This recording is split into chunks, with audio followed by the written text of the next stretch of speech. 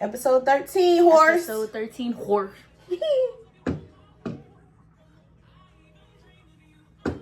week we decided to keep it key with some wine. Yeah, it's getting a little sticky. Hey y'all, what's up? It's your girl Saucy Steph. And it's your baby Keelery season. And this is the Nasty Work Podcast. Here to give you all things black, queer, and pop culture.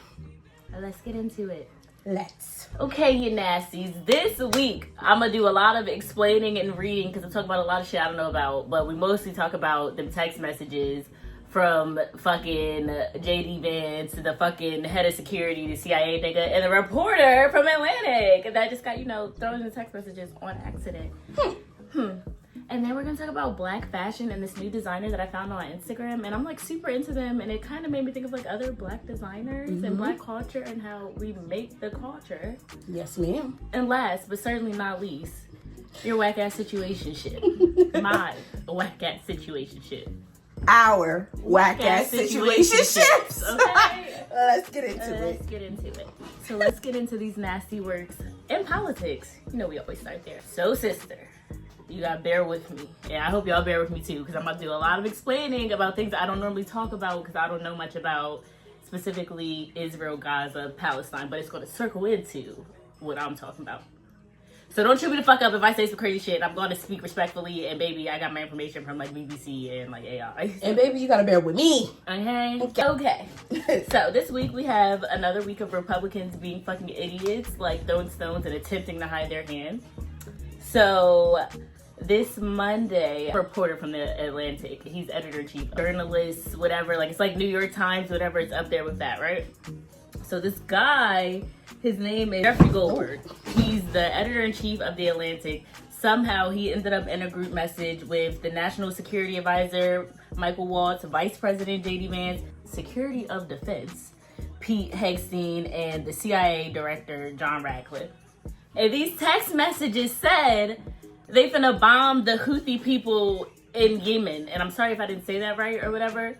And the issue with the bombing of this is there was a ceasefire, and the ceasefire started in January. And a ceasefire is basically, we're not gonna fight no more.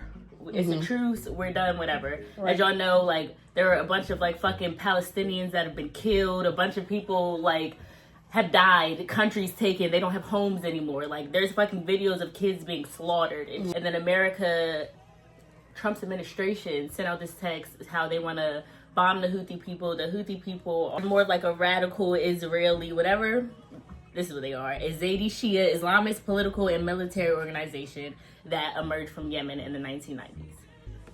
They want to bomb them because apparently they block like trade and like maritime security, this, that, and the third.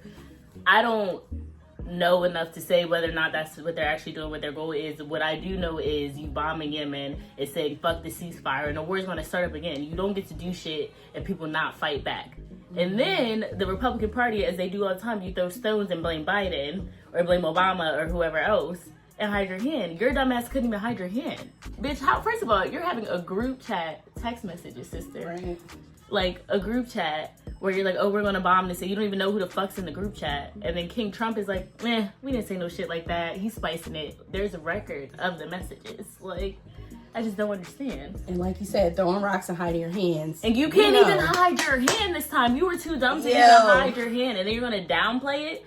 Like, and then it's like, if I am not mistaken, Trump really blamed a lot of like this war on Biden, the lack of Biden doing anything, whatever. Expose that bitch.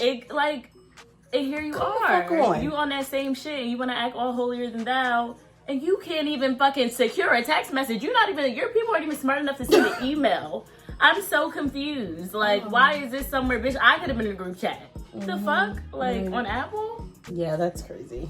That's definitely nasty work. It's literally disgusting work. And then I'm like, y'all are stupid. And then once again, this is your president. And it's like, why do we not care about the lives of children, of people? You're going to bomb a whole state, city, whatever the fuck Yemen is, for this one group of people who you assume are terrorists. And when I say terrorists, I use that very lightly because, like, let's be real, they said the Black Panther Party was a terrorist group and they just wanted black people to have a fucking better life. You know, we don't call the insurrection people a terrorist group, so it's like, that's why I'm not, like, heavy on calling these people that, but I don't know enough to talk about that. My point is, once again, Republicans, y'all just prove y'all are dumb as fucking underqualified, and you can't even have a fucking email. Your fucking group, we supposed to trust y'all with the nation, bitch. Oh no, bitch, from iMessage, like, be fucking for real.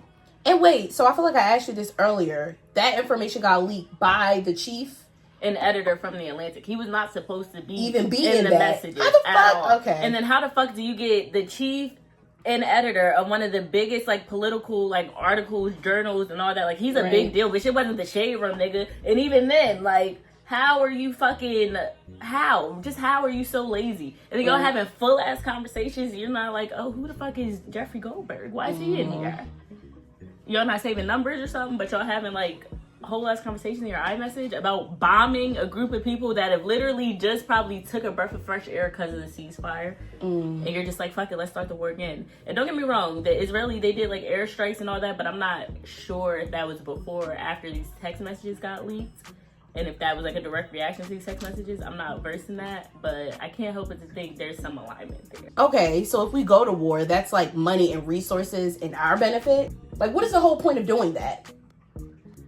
I don't think that the idea of bombing the Houthi people is to start a war. I don't think America wants to fight anybody back. I think it's to pacify them and let them know, oh, we not fucking playing. For what? Exactly, though. For what? Exactly. What do we, the people, gain from that? Not the 1%, not the big, what do we gain? They want other countries to be intimidated, it's giving. I feel like America's already proven that, but it's just like, your admin called for the ceasefire. Your administration, like, you were so great to say we're going to end this war just to go do some shady shit. Like, that's crazy. And we know the government is shady as a bitch. As a motherfucker. You were putting us in a position where it's like, nobody fucks with America no more. Hell no. Fucking chemical warfare and atomic bombs. And we're like fucking public enemy number one. Yeah. And it's just like we're pawns in this one man's war, two people's war. One of them is South African. We got to deal with the consequences if that was to come about. We got to deal with that shit. Girl, I was about to say, where's B613 when you need him? I'm not going to add that part. Girl, you didn't watch Scandal? No. I was sitting there all the time. In Washington, bitch. I'm sorry, Carrie, but your cry face is ugly. I need a damn drink. Drink to that. Oh. Anyway, I'm done with that. I'm done with the Republicans and the dumbass text messages. Can we talk about some just, like, black people magic? Black people give me some of that. Can we get a little bit? Okay. I would like to give a special shout out to Deserted and Urban. They are a black-owned fashion brand. I literally just came across them on Instagram. I'm going to have my sister, who does our editing, put their little Instagram on there so you can see their Instagram. But, so the post I saw from them, they were like, what if we did Ed, Ed, and Eddie? But, like, the way they did it, it was, like, super layered, super high fashion. It had, like, this, like, Afro, like, futurism aspect about it. And it just, like, really, like, it made me happy. It's, like, men, and they're wearing layers. It's not a fucking Amiri t-shirt. They're wearing colors, wide leg pants. They got fucking silhouettes. It's amazing. Like, it was very impressive to see. It was awesome. So, the main creator, his name's Antonio Dillard, and on his website, he's described as an architect of style who bends the time and reality, merging high fashion with myth and history and cinematic fantasy. And when I tell you the looks, they're giving that. Yeah, I looked them up. The shit is like giving like fashion week. It's different. I love to see it. I love the range. Yeah, the range, bro. And then it's just like something about black men throwing that shit on. And it's like, it's not a fucking... And he do got Tim's on his site, but baby, it's so much more. It's like elevated. It's like, you know what I'm saying? That's a perfect and the thing word. is, it's not just fast fashion. It's not just like, oh, streetwear. It's not a fucking Nike Tech. It's nice. Like, and you can tell he like considers his pieces to be art. It's like, art. They're very intentional. You can see a story in them. The fabrics, like, it's very impressive. And the price point ain't bad. I feel like we need to go up. Terrible. It's not bad at all. And then so like seeing and learning about Antonio Dillard, of course I do some research on some other like, you know, Point black 'em out. fashion designers. So, you know, I want to talk about Elizabeth Keckley. She was born in 1818, black girl, and she's one of the first black American seamstress. Thank you, girl. Never heard of her. Thank you for hemming my pants, babe. And then we're going to talk about Stephen Burrows. So he is a book, well, there's a book written about him. It's called When Fashion Danced. And he was designing from 1968 to 1983, and he is the person, he's the reason we have like lettuce hemlines and like peplums and just like shape to our clothing and shit. I love like that. It's fucking awesome. You have Patrick Kelly. He's known for pioneering size inclusivity. You know what I'm saying? He makes clothes for the itty bitty bitch and I love that. big All body shapes bends. and sizes. All shapes and sizes. And he's literally like a pioneer of his fucking time. And it's awesome. He also was the first black American invited or to attend the Chambre Syndicale. And it's like a very prestigious, it is. It's like a very prestigious like school of fashion in France. He went to France, made a name for himself in France. And I'm just like, okay, bitch. And this is in literally like the fucking 60s. Like, it was awesome. And then obviously I want to talk about some people we know. Our very own Telfair Clemens, okay? Owner of Telfair, y'all. If you know me, you see me with a Telfair bag all the time. Telfie's in the back right Okay. now. So he's Liberian or whatever, and I'm sure y'all know, and like his fucking mantra is not for you, for everyone, and it's like affordable luxury bags. Like, And he said he ain't changing his price he's just not- because Beyonce wore it. He's for the people. He's for the motherfucking people. And I think it says so much about black people. And then I even think about, like, just this past fashion week. I know we always talk about Doechii, but can we get into the way Doechii ate down? Like, this fucking fashion week in Paris. She You know be what I'm throwing saying? fits for sure. Throwing them fits on. Or even, like, Janelle Monáe. Like, y'all used to want to laugh about the fucking penguin suits. No, that bitch was throwing that shit on. And She was ahead of her time with the fashion for sure. Okay, and I think black people, we are so expressive, and it's like in everything we do, whether it be our clothing, whether it be our music, our hair, whatever. Like, you know what I'm saying? Like, I know we know we're the blueprint, but like, does everybody else know? They know it because they copy. They try to copy. Bro. And they fail every single time. It really just inspires me to see the way that people just like move mountains. You know what I'm saying? They do shit that they can't do. Like, even like, I'm sure like, Telfair, like, I'm sure he's like shocked that we're still so pressed for the bag, that we still want to buy. Literally, I own one small bag, and it's a see-through bag. I have every big bag I can afford, you know what I'm saying? Like, and I want to give him my money. I feel included. Yep. And I can't say that, you know, Dolce & Gabbana make me feel like that. Or Hell like, no. you know, these other brands that aren't necessarily made by They're not people that look exactly like that. for us, for everyone, actually. And it's even like Telfair, like I remember my old roommate, like she's like, I've always wanted a bag, but I'm not black. Am I allowed to have one? I'm like, actually you are. Like, and that's the thing. Black people, we don't do that shit. We don't. We don't say you can't sit here. Like, and I think that's why it's so amazing for me to see too, because it's like, Yeah. bitch, we thrive in diversity. Y'all thrive in exclusivity, and that's why all your work is shit. Clock it. Just saying. Clock that shit. I just say it though. Ain't nothing. No, you're right. Don't be mad about it. I'm just saying. You ate that. I'm just really here for black fashion. I'm really here for us taking up space. And we've always taken up space. But I feel like we are not limiting ourselves to these contracts. We're not just, ooh, let me see if I can get away with this. Bitch, I'm going to do it. And I'm going to get away with it, you know? And we always did that. I'm really proud of us. And I'm really, really interested to see more from Antonio Dillard and Deserted and Urban. I want y'all to check that out. I'm very impressed. Please look at it. Please look at his Instagram. She's going to add some of his pictures on here so you can see it. And I think you guys will like it. This is my first time finding out about him, and I'm very impressed with his work. I literally just scrolled and was so inspired. That's cool. Like, it You was just just came I across just this? came across this shit on Oh, Instagram. that's And I was perfect. just like, damn, this is cool as shit. And at first I was like, is this, because it looked like art. So I'm like, sure. Is he selling something? Like, and I like that too. His Instagram, it doesn't feel like it's for me to buy something. It's art. It's And art. then I can go buy something too, though. And that's I amazing. agree with that. I felt the Yeah. same exact way. I'm like, damn. And then I look at the price point. It ain't that bad. I want to give this man my money. He's got style. He's got face. He's got class. He's got waist. It's like, no. Miss American Grace. He's cool as fuck. I like him. I like want y'all to check that. him out. I mean, that's very impressive. I love that sister. Oh my god. And also these other people that you mentioned, I wish I heard more about them. No, for real. And I think that's the thing too. Like, I think even like when we learn about black people, you learn about like CJ Walker, you learn about MLK, Harriet Tubman, Frederick Douglass. But it's like it's so many more people to mention. Elizabeth Keckley, 1818. I'm pretty sure a black woman, and if I'm wrong, I'm sure y'all will correct me, but I'm pretty sure a black woman is the one that created fucking pantyhose. Like, let's be for real. That sounds on brand. Yeah, you know what I'm saying? Like, it's like, bro, we've been creating. Like, yeah, ain't been getting the credit, but now we're not shutting the fuck up about it. You're gonna give me what's mine, and I appreciate that because it's mine. Okay. Yes. I'm just so happy to be black. I wouldn't be anybody else. I literally think about my hair, and it's like a quote about hair, and it's like something Black Girl Magic, your hair raises to the sun or some shit like that. It's like my hair defies gravity. Like, bro, I am magic. You're so magical. It's like, bitch, I fart pixie dust and shit. Shit like that. Shit like that, you know. Yes. Oh, I love that. I do too. Make sure y'all check them out and do some research on these other black designers, even for inspiration. Like, I think it'd be cool, and it's cool to see people that look like you take up space. I know y'all know that, but definitely. You know. Are we ready for our last segment, sister? Yes, we are. Situations with the guys I sacrifice. And that's what it is. Earthquake. This bitch is shaking the table. You don't have to call. Speaking of you don't have to call. Nasties, can we talk about situationships? Some of us may know a little too well. Some being me, some being she, some being we. Because these niggas don't love me. So on today's segment, I would like to talk about situationships, the modern day dating trap.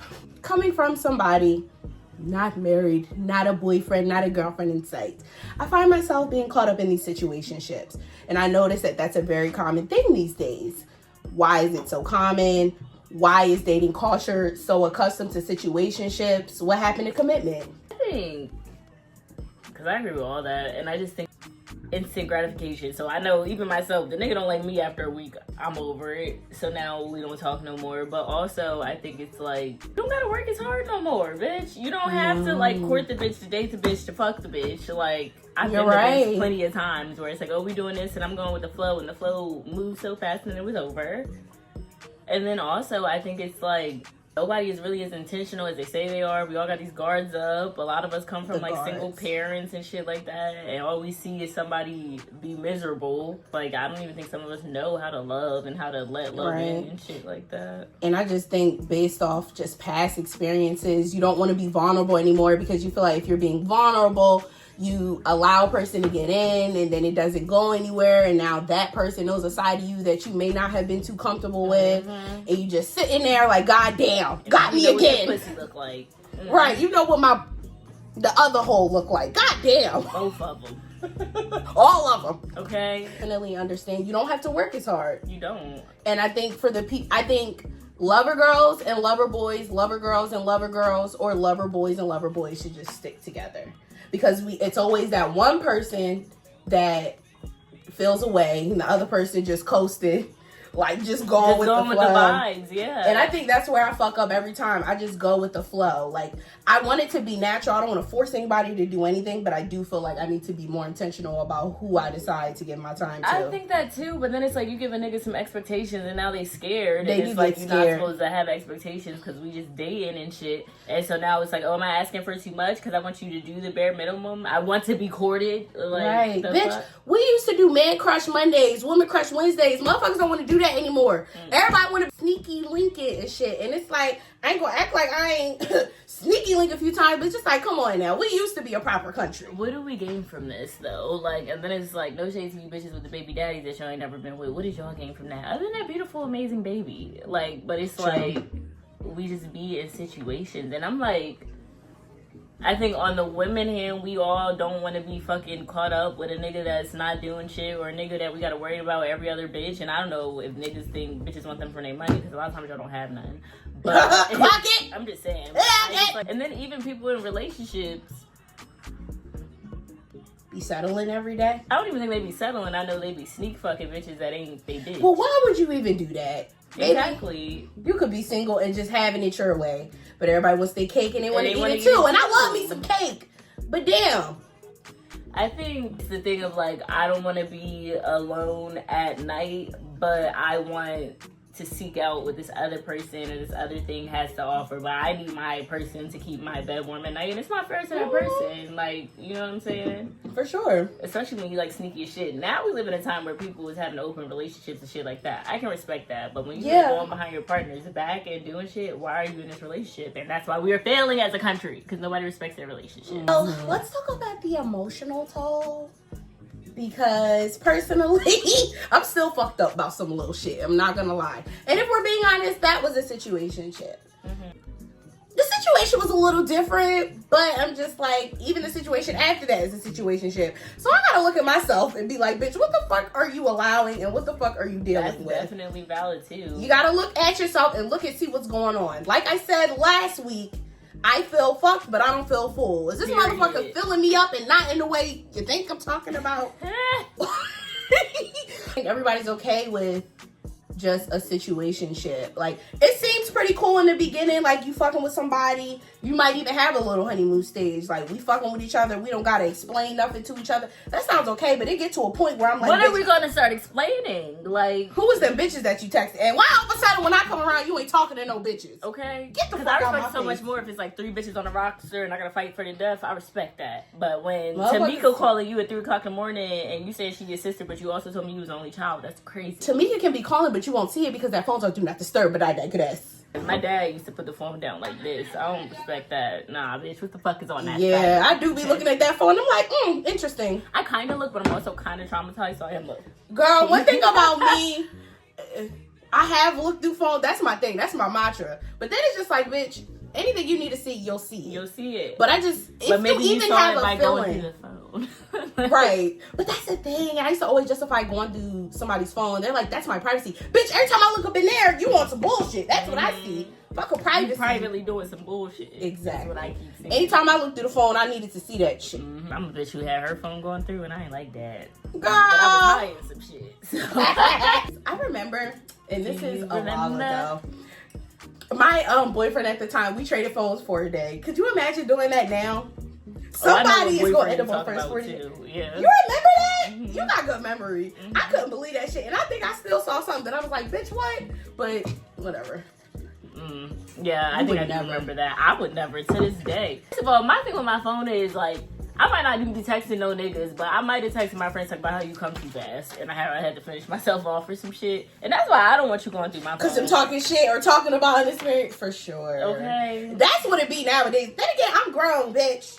I had a thought. I found myself in situations where if it's a situationship, you don't have to explain yourself. Versus a relationship, you do gotta explain what the fuck's going on. And I think that's another reason.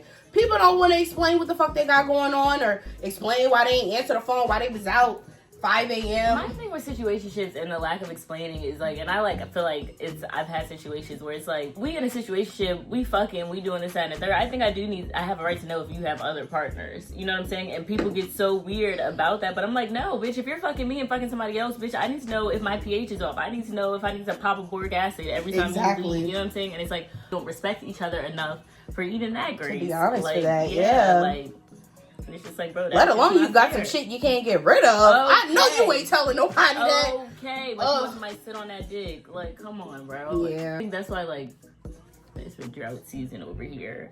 Like, and I used to be a hoe, but I'm just like, I can't even. Bitch, if you know me, you know. Yeah. So, we need to free ourselves from these situationships because honestly, it's just a recipe for disaster. Just kidding. Issa Rae said that. Aging men? Asian. I'm open. Even though the guy that was at Hot Pot tonight, he acted like he wouldn't talk to my black ass, so maybe no. Girl, he probably was a little scared of the pussy. He's scared of his pussy. He's scared. Bro, I'm scared of my own pussy when she gets... What does she be doing? I don't know. I'm gonna growl when someone touches it. Bible, you don't say, it's say, okay? And baby, she's been in hibernation. Mm-hmm. Not that I'm like selling coochie, but just know she marinated. Okay? Okay, crying. Not that I'm selling it. I'm celibate. I'm selling it a little bit. I'm celibate. I'm selling it a little bit. Shout out to Q Sweetie. You ate that. I'm celibate. I'm selling it a little bit. They go hand in hand, don't they? I too am selling it a little bit. Oh my gosh. Sister, shut up. Okay, so let's get into 5 reasons. I mean, not 5 reasons. 5 signs that you're in a situationship. If you can't read in between the lines. To clevelandclinic.org. No labels or exclusivity. A man that wants to lock it down or a woman that wants to lock it the fuck down is going to be like, what are we doing at some point? No clear boundaries. That nigga can do whatever the fuck he want. He come to your house smelling like somebody else's pussy, but you ain't say that it wasn't okay. Irregular or superficial contact. You talk daily, but you avoid deep conversations. Nigga, what you doing in death? And we ain't talking about shit. I still don't know your last name, but what you doing? What are you doing? What are we doing? What are we doing? The fuck? I feel like you can still have decent conversations, but not like really get into some things like. But you also got to be comfortable with that. It depends. But if that nigga or that bitch is not serious about you, how deep you gonna take it? I'm a surface level bitch if I'm just here for one thing and one thing only. No, that's right. You don't need to know everything. And then sometimes I like to get deeper than the surface, bitch. Why are you a lying ass bitch? Okay. Why don't your mama call you? Oh, lack of integration into each other's lives. Why your mama don't call you? Why your mama don't call you? Why I never met your sisters, your siblings? You but only come over here the guys. Fuck them. No, because I think when you meet the friends, that's a little different too. Like I think it's the thing of like I've never met your friends. Nobody knows that you be over here, bitch. If you die over here right now, I'm gonna have to explain to cops why you over here because they don't even know that you be over here. Like the fuck. That's true. I never thought of that. And lastly, the relationship doesn't grow or end. You're in a situationship. Cyclical situationship. Is the dick that good? And the dick can be great. The dick can have you seeing rainbows and puppies and all that shit. Girl, I was ready to do my shahada over some dick one time. Alright. No girl. Shade. It'd be like that sometimes. Happy Ramadan. Yes. Can't wait for you. I can't wait either because I think that's when I might slide up on something. Thank you.